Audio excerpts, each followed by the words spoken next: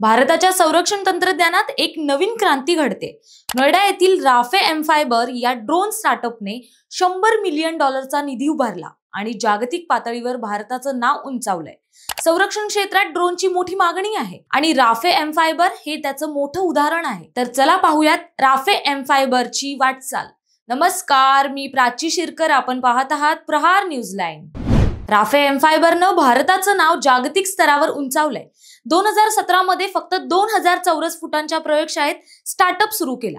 आज हाच स्टार्टअप 650,000 चौरस फुटांवर अत्याधुनिक सोयी सुविधांनी उभा आहे। राफेचे सहसंस्थापक विकास आणि विवेक मिश्रा यांनी MIT आणि जॉर्जिया टेक मधील शिक्षणानंतर 2016 मध्ये ही संकल्पना मांडली।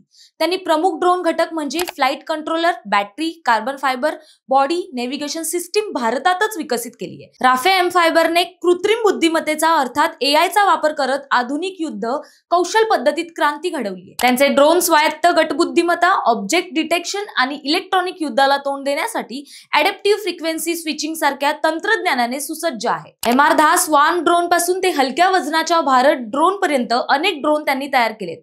राफे 9 ड्रोन मॉडेल्स तयार करत, ज्यामध्ये पेलॉड 4.4 ते 441 पौंड आणि 12 ते 124 मैल रेंजचे आहेत। गेल्या वर्षभरात 300हून अधिक ड्रोन विकले गेले आणि कंपनीच्या उत्पन्नात गेल्या 4 वर्षात 4 पटीनं वाढ झाली। भारतानं अलीकडे भारत पाकिस्तान संघर्षानंतर ड्रोन खर्च तिप्पट केलाय। हा खर्च $470 मिलियन वर नेलाय। राफे आता भारतीय सैन्य, नौदल, वायुदल आणि निमलष्करी दलांना सेवा पुरवतंय आणि त्यांच्या वाढत्या मागण्या पूर्ण करण्यासाठी उत्पादन आणि संशोधनावर भर देते। राफे फक्त भारतापुरती मर्यादित राहिलेली नाही, त्यांनी फ्रान्सच्या सॅफ्रॉन डसॉल्ट सिस्टीम आणि जर्मनीच्या हॅन्सॉल्ट सोबत भागीदारी केली आहे। राफे प्रगत सेन्सर्स आणि सिम्युलेशन सॉफ्टवेअर विकसित करत आहे। यासाठी कंपनीनं काही निर्यात परवाने मिळवले आहेत। त्याचबरोबर अनेक आंतरराष्ट्रीय संरक्षण एजन्सी सोबत चर्चाही करत आहे। पुढील 2 ते 5 वर्ष IPO चाही विचार आहे। राफेने सुरुवातीपासूनच स्वदेशी तंत्रज्ञानावर भर दिला।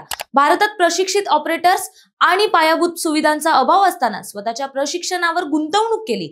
आज राफेचे 600 कर्मचारी भारताच्या संरक्षण तंत्रज्ञानाचा पाया मजबूत करण्यासाठी झटत आहेत। एकूण $145 मिलियन निधी आणि 4 वर्षापासून सतत नफा कमवणारी राफे एम फायबर भारतातील स्वदेशी संरक्षण तंत्रज्ञानाची अग्रणी कंपनी बनली आहे। 150 संशोधक आणि 250 उत्पादन कर्मचारी यांच्या अथक परिश्रमामुळे राफेने भारताच्या आत्मनिर्भरतेचं स्वप्न साकार केलंय। राफे एम फायबरनं भारताच्या संरक्षण क्षेत्रात इतिहास रचलाय।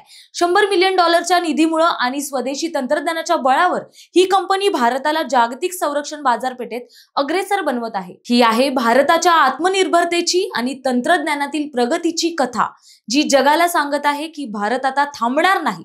तुम्हाला काय वाटतं हे कमेंट्स मध्ये नक्की कळवा आणि अशाच नवनवीन व्हिडिओ पाहण्यासाठी प्रहार न्यूज लाईन चॅनलला लाईक, शेअर आणि सबस्क्राईब करायला विसरू नका। धन्यवाद।